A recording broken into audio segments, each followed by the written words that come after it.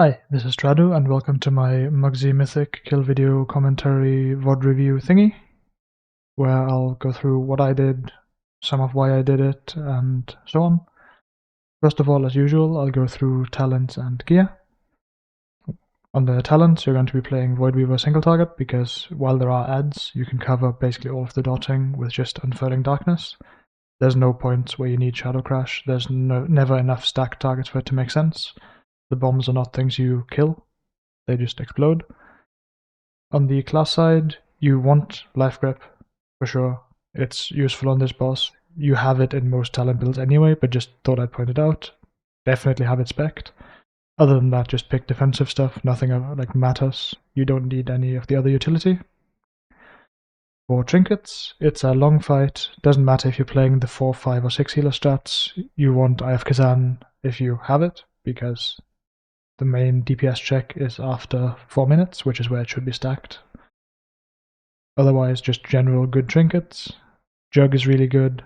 Unused trinkets are also very good, so if you don't have a jug, House of Cards, Signet, PvP trinket, Funhouse Lens, whatever, those are also quite good because in the last phase you'll most likely get 2 uses out of them.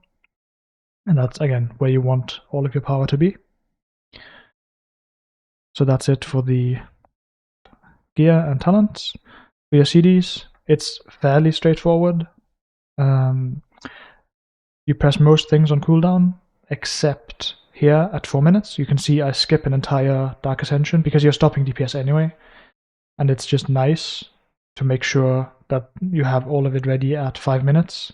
So even if you delayed a little bit earlier, it doesn't matter anymore because you have this entire minute of just resetting cooldowns. Same thing with the PI, you don't use it at 4 minutes, you use it at 5 with your potion, assuming you're playing 5 or 6 healers. If you're doing the 4 healer, fast push, whatever strat, then you would use everything here, because that's where you most likely bloodlust and push the boss. But with 5 healers, which is what we did, or with 6, which is essentially the same thing, just slightly slower, you want to use it at 5 minutes. I also skipped the Void Torrent at 4:30ish, again, just to make sure that if I delayed it previously in the fight, it gets kind of reset back to lining up with everything. As I mentioned, potion, pull, and at 5 minutes. If you're playing the 4-minute push strat with 4 healers, you use the potion at 6 instead with the next PI. And Dispersion is in here once for the second Raid Soak. Shadow can be part of the immunity group if you want it to be. That's just up to your raid leader. Dispersion is easily enough to live with just 5 people or whatever in the soak, in which case you would use it at 2:37 or whatever, and then for this one at 6:40 something. But with the raid soak, you just use it on the second one, because on the first one everybody is stacked, like there's no danger, nothing is happening, so there's no real point. Okay, I think that covers the cooldown usage, so let's get into the video. On pull, you want to start on the metal side just for safety. In case you accidentally ninja pull or whatever, it won't cause any problems. If you're on the dirt side, that might be a problem, because if you pull, then that decides which phase the boss starts in, and if you start on dirt, then you might as well just wipe it. So be on the metal side, start somewhere over here, because that's where the boss is going to be pulled, and you want to be near the boss to abate the mines. The ads start out shielded, so you don't need to worry about them. The drones, they don't do anything. And you can see the bait mines is coming up, and for this you'll have your Unfurling Darkness back again, so you have 1 instant to move out for sure. And then you'll generally also have a Devouring Plague, maybe a Death proc to get out. For the soaks, you generally, like, either you get it assigned, I think that's probably unnecessary. What we did was just kind of naturally figure out where does it make sense for people to move, where do they like going. And I just ended up going here, basically, which is the middle of the room more or less, which is then me and the Warlock here, and then we have Hunter and Paladin on the other side. And then as you're soaking, try to start walking back in. You can see the rocket guy just flew by. Ideally, you want to get Vampiric Touch on him as he's flying by, which I manage on this pull, but it wasn't consistent because he flies around and out of range and it's annoying. But you want to try doing that while also moving in here. You do have Void Torrent to cover some of the movement to reach the soak, so it's pretty chill generally. You don't need to do any super bad GCDs. If you get the tank frontal, you go over to the dirt side, get shot, don't overlap the circle into the raid when it explodes. You don't need to really press defensives yourself. Like, you might as well because you have them, but you don't need it to live because you'll be getting externals. That's the whole idea of the mechanic. Then once the volunteer rocket guy is below 20, what I ended up doing is just death it twice, because it's nice if it dies faster, but it's also just not super necessary. So I put dots on it and psychic link it mostly, and then just 2 deaths once it's in execute range. Next up, the other frontal, which goes on green. Meanwhile, everybody else can start moving over to the dirt side, because the side swaps on Mythic are triggered once everyone is on a side. So you have 1 or 2 people playing anchor on the old side. In our case, it's the hunter and the disc priest. Here, again, because we are stopping DPS anyway, during this elemental carnage, I end up doing Halo and Fade just to help out a little bit. It's not necessary, it doesn't matter. You won't get Twist of Fade out of it because nobody's going to drop that low, but it's just slightly helpful. Then you have your DA and Torrent stuff come up, and because you're a priest and might end up needing to grip, you want to position here in the middle, because that way it doesn't matter if you need to grip left or right. You can just be in the middle, see, okay, I'm assigned to the left guy, adjust over to the left side and grip them. Here I don't get assigned, but the basic idea is, yeah, you start in the middle, you go to your side, and then you want to be roughly on this line on the metal side and the equivalent on the dirt side. That's, I don't know, it's like 20 yards or something, because that way you can grip the people out without pulling melees into Narnia, so they have to run really far, because that'll make them sad. So ideally you want to be roughly here, and then at 0.2 seconds on the Northern Sky timer is when you want to grip, like 0.1, 0.2. If you grip earlier than that, you'll start moving the cage quite a lot, and maybe even risk jailing other people, which is not great. If you grip later, the cage is probably already up and you will not be gripping, and they're just stuck, which doesn't matter that much, but it's kind of annoying. One small thing as well for the people soaking is, because grips might happen, you want the cage itself can go on the marker, that's fine. The people soaking it should be towards where the grip would go. So they shouldn't be behind towards the wall. They should be out into the room, just so the grip doesn't get them out of the cage.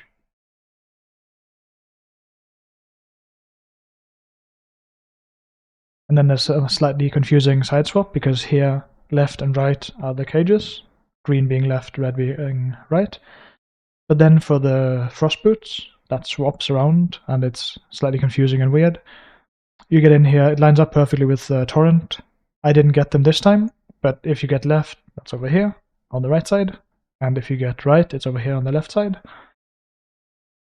And then once the boots are done, or if you didn't get them, you want to position so you're in range of both of the drones, which is here on this metal bar basically. And then as the finger gun is coming out, you want to get your dots up and start hitting the far one. Again, because optimizing boss DPS is irrelevant, you don't need to worry about it too much, but ideally other people just let you and maybe the warlocks deal with the drones, because you are really good at it, and really efficient because of psychic link and stuff. In practice, people are just going to run over and bonk the drone on the head because it has a damage amp and they like that. But yeah. Next set of mines spawn, you bait them, then you walk out, and again I'm in the middle-ish of the room with my warlock buddy and the hunter, and the paladin is over here as well, somewhere in the pile. Then ideally you don't miss soaks, because then people take damage and die. Okay, next soak, this is the immunity one. So if you're in the raid soak, you don't need to worry about being in it, but if you are in the immunity soak group, then obviously go soak it. Either way, you want to dot the flying guy as he's flying past, which is pretty simple on this one because you can be further out into the room. And then you have Torrent coming up and start blasting the boss again. Similar to the other one, just death it twice once it gets into execute range. It dying faster is nice, but it's not like crucial, nothing super bad is going to happen. Then we have the tank soak again on the other side. It doesn't really matter that much which side you go to, because people should be able to adjust. But generally speaking, what we did was tank over here on the left side, and then the other cone on the right side afterwards, which is the same setup as on the first ones at the beginning on the pull. Because again, then you can move over to the dirt side if you're not being frontaled. And again, because DPS doesn't matter, I just slam the halo for a little bit of extra healing.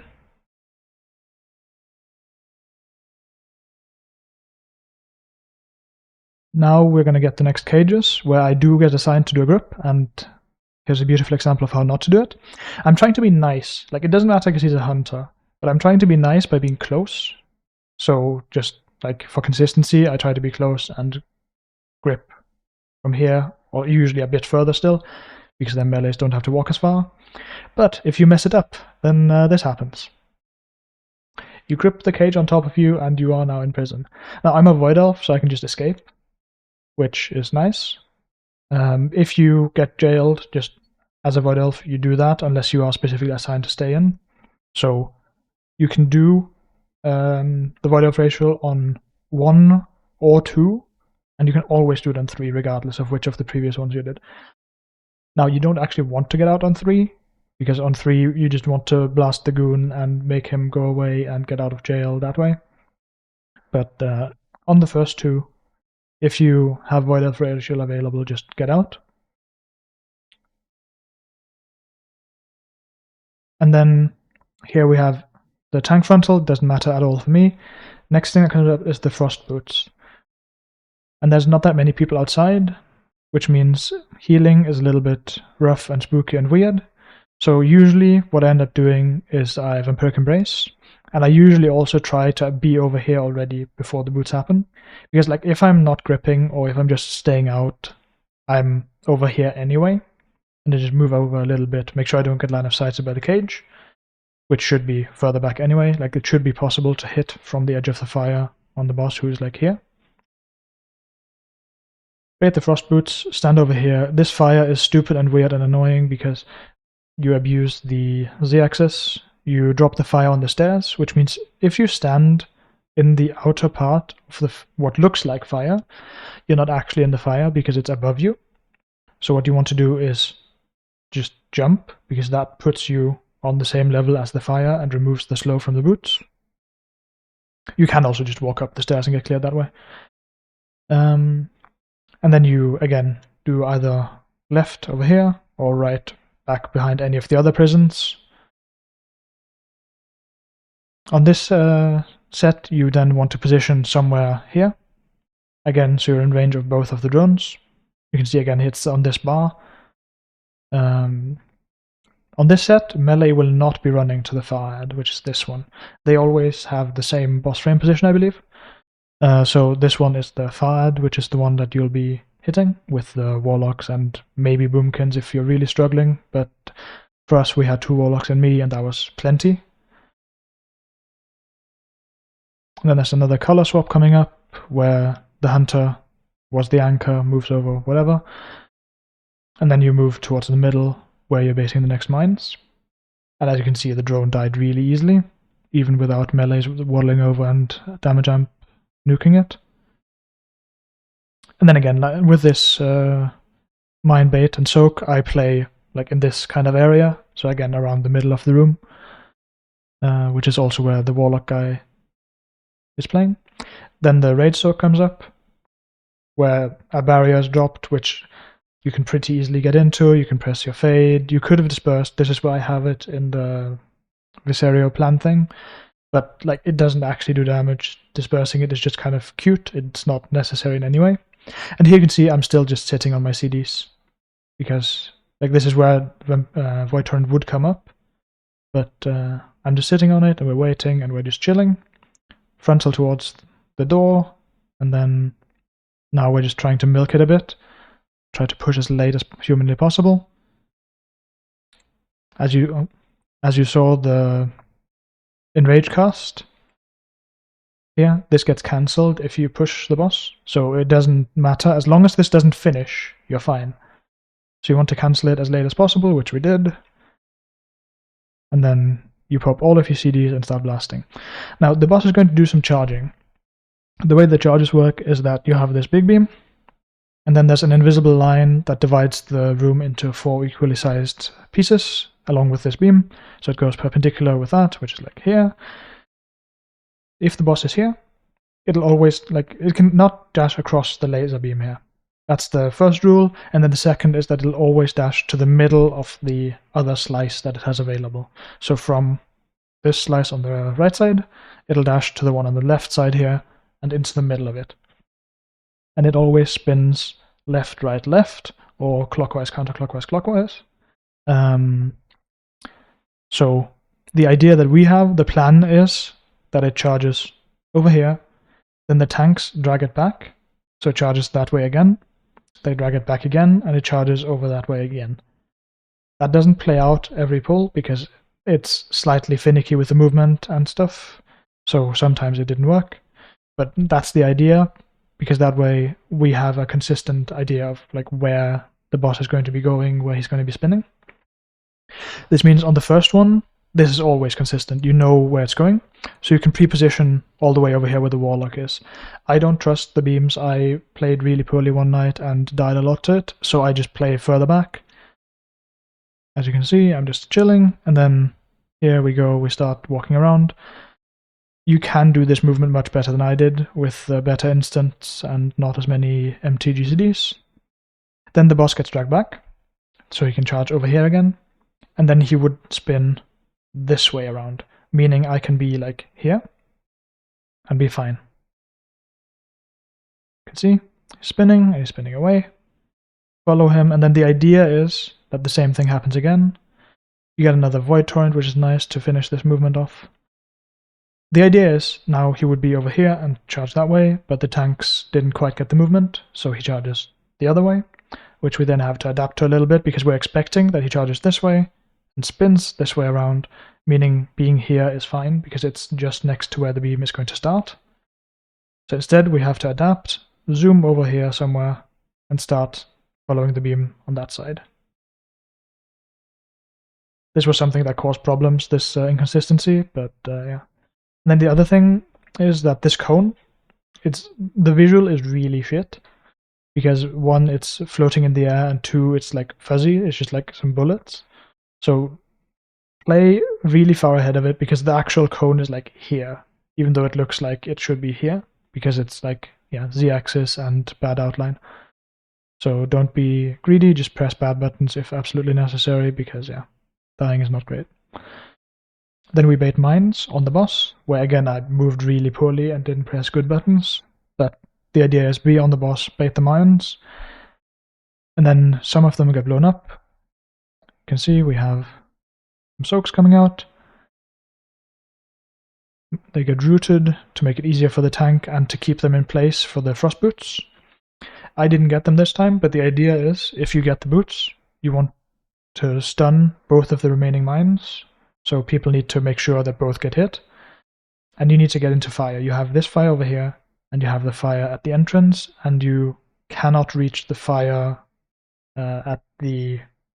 So you have the fire in the middle, at the exit and the entrance, I think, and you can't reach all of them, but basically get into some kind of fire, shoot the spike through one of the mines, and then you are chilling.